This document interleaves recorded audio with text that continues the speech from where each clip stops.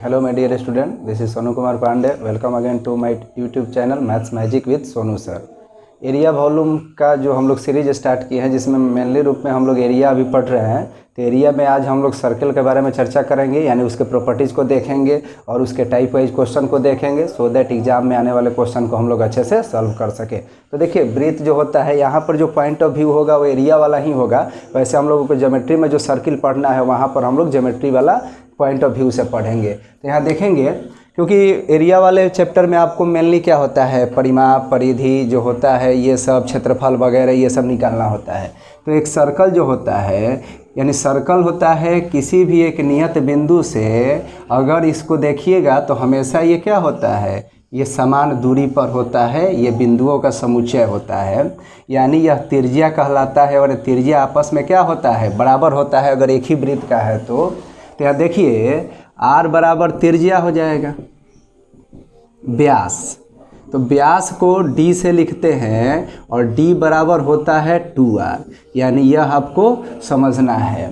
अब देखिए परिमाप जो इसका होता है, यानी जिसको परिधि कहते हैं आप वृत्त में, आयत वर्ग में परिमाप कहते हैं, ये 2πr होता है, ठीक है। और क्षेत्रफल जो होता है आपका वह πr² होता है। क्षेत्रफल क्या होता है, πr² होता है। वैसे अगर आपसे पूछा जाए कि व्हाट इज़ पाई, यानी पाई क्या है, तो आप देख सकते हैं वृत्त के परिधि तथा व्यास के अनुपात, व्यास मतलब 2r, वृत्त के परिधि तथा व्यास के अनुपात को पाई कहते हैं। पाई एक कांस्टेंट वैल्यू है, यानी एक अचर है जिसका वैल्यू या तो 22/7 यूज करेंगे या हम लोग 3.14 वैल्यू इसका यूज करेंगे। तो इन सब बातों को ध्यान में हम लोगों को रखना होगा। देखिए क्वेश्चन यहाँ पर जो होगा, यानी त्रिज्या देगा तो हमसे व्यास पूछ सकता है, परिधि पूछ सकता है, क्षेत्रफल पूछ सकता है। दूसरा टाइप का जो क्वेश्चन होगा, यानी परिधि देगा तो परिधि देगा, उसके माध्यम से त्रिज्या निकाल लेंगे तो व्यास भी बता सकते हैं, साथ ही साथ क्षेत्रफल भी बता सकते हैं। यानी दो टाइप के क्वेश्चन होंगे। यानी क्वेश्चन कैसे होंगे, क्वेश्चन के फॉर्मेट को थोड़ा समझिए। एक बार गिवन त्रिज्या रहेगा, थोड़ा सा फॉर्मेट समझा के फिर मैं आपको आगे बता रहा हूँ।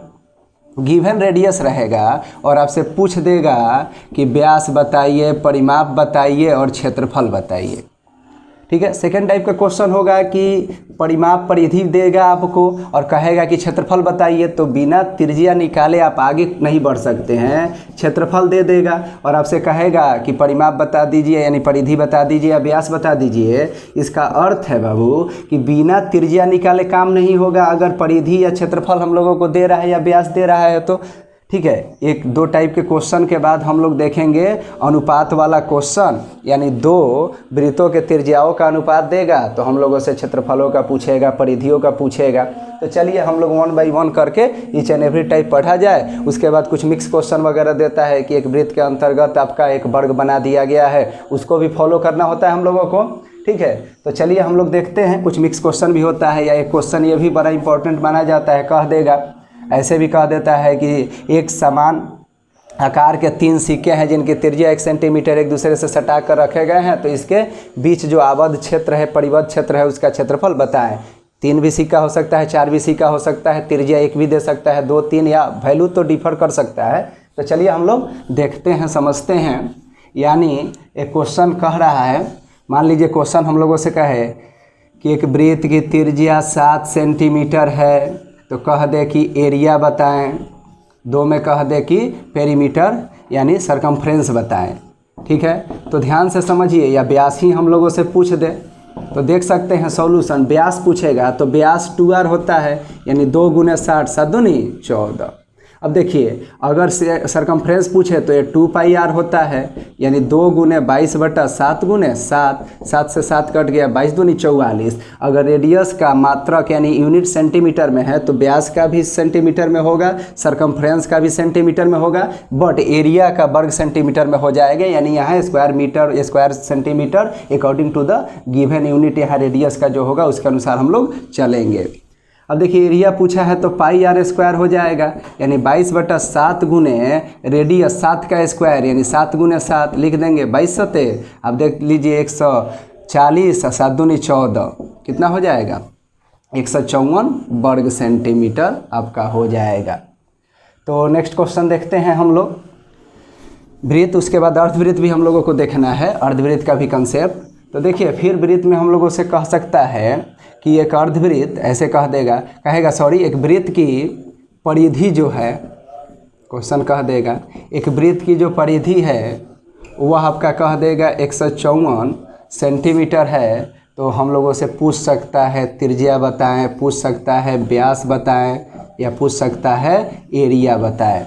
तो वृत्त की बात हो रही है तो परिधि दिया हुआ है, तो अब क्या करेंगे, ये 2πr बराबर देखिए 154 सेंटीमीटर दिया हुआ है, यानी आप फार्मूला यूज करके आप क्वेश्चन बना सकते हैं। तो इसको सॉल्व करेंगे तो पाई के जगह पर 22/7 यानी 2 गुने 22/7 गुने r बराबर 154 हो गया। अब देखिए यहाँ काटिएगा तो 22 से काट दीजिए तो 22 सत्ते ये कट जाएगा, यानी आप यहाँ से देख सकते हैं कि 7×7 हो जाएगा, यानी r बराबर 7×7 ये 2 नीचे रह जाएगा, यानी r बराबर आ गया 49/2। तो रेडियस पूछा है 49/2 हो गया। यहाँ से डायमीटर पूछेगा तो 2r होता है, यानी 49/2 गुने 2 करेंगे तो ये 49 हो जाएगा।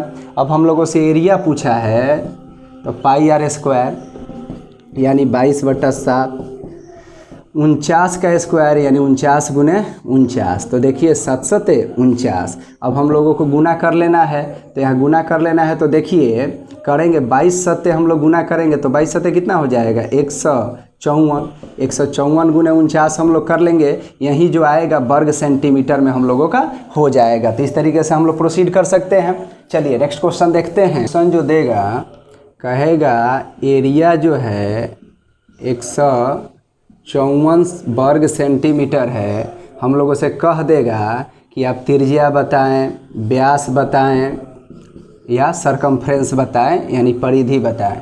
तो देखिए एरिया यानी πr² बराबर 154, तो यहाँ से 22/7 गुने r बराबर 154, तो ये काटेंगे तो 22 सत्ते यानी 7×7 यानी r² बराबर 49, यानी कहेंगे r बराबर क्या हो गया 7। व्यास तो 2 गुने r यानी 7 दूनी 14, सरकमफ्रेंस 2 गुने πr यानी 22 बट्टा क्या करेंगे 7 गुने यहाँ पर r का वैल्यू क्या है 7 है, तो ये कट गया तो 22 दूनी क्या हो जाएगा 44 सेंटीमीटर। एक चीज़ यहाँ पर आप ध्यान रख सकते हैं, जैसे कि ये परिधि को देखिए one form to another form समझना हो, इस परिधि को आप कहना कुछ और चाहें तो देखिए पाई 2r मतलब व्यास हुआ, यानी πd भी कह सकते हैं, यानी कहीं पर परिधि का एक फॉर्म ये भी याद रख सकते हैं πd या 2πr, ये दोनों क्या है परिधि है, यानी व्यास डायरेक्ट दे तो πd करके भी आप क्वेश्चन को सॉल्व कर सकते हैं। तो देखें नेक्स्ट क्वेश्चन जो है अनुपात पर आधारित जो क्वेश्चन देगा उसको हम लोग देखें। कहेगा हम लोगों से कि 2 वृत्त के त्रिज्याओं का अनुपात 2:3 है, त्रिज्या का अनुपात दिया है, तो हम लोगों से कहेगा व्यास का अनुपात बता दें, हम लोगों से कहेगा सरकमफ्रेंस का अनुपात बता दें, हम लोगों से कहेगा एरिया का अनुपात बता दें। तो देखिए यहाँ पर मैं आपको समझा दे रहा हूँ, उसके बाद यहाँ क्वेश्चन हम लोग डायरेक्ट बनाएंगे। अगर त्रिज्या का अनुपात r1 r2 है तो व्यास का मतलब हुआ पहले वृत्त की त्रिज्या r1 है तो ये 2r1 होगा, दूसरे वृत्त की त्रिज्या r2 है तो 2r2 होगा, तो 2 से 2 कटा यानी आ गया r1 अनुपात r2। इसका अर्थ है त्रिज्या का जो अनुपात होगा वही व्यास का होगा।